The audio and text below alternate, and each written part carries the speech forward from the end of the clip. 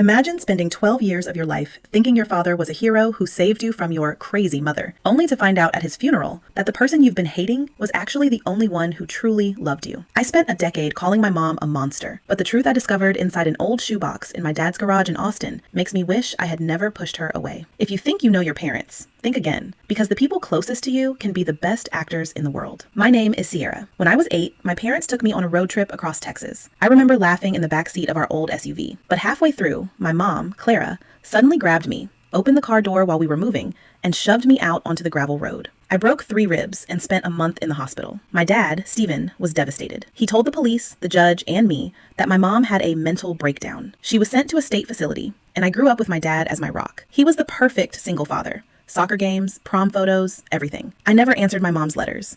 I even burned them unopened. I hated her for trying to kill me. 10 years later, Steven passed away from a stroke. While I was cleaning out his garage in Austin, I found a locked shoebox. Inside wasn't money or jewelry. It was a stack of journals and a plane ticket to a remote town in Mexico, dated the exact day of my accident. Guys, I'm shaking just typing this. If you found out your entire childhood was a lie, constructed by the person you trusted most, would you try to fix things with the parent you lost? Or is 10 years too long to forgive? Let me know in the comments, because what was in those journals is pure evil. The journals weren't my mom's, they were my dad's. He had been planning to take me to Mexico that day, not for a vacation, but to sell me to people I don't even want to name. He had it all worked out. My mom had found out his plan at a gas station an hour before she pushed me. She knew if she screamed, he'd kill us both right there. She pushed me out of the car because she knew the police and paramedics would find me on a busy highway. But if we reached that border, I'd be gone forever. She sacrificed her freedom and her reputation to save my life, knowing I would grow up hating her. I drove straight to the facility where she's been for 10 years. When I saw her, she looked so small, so tired. I showed her the journals, and she just started crying. She whispered, "I just wanted you to have a chance to grow up, Sierra.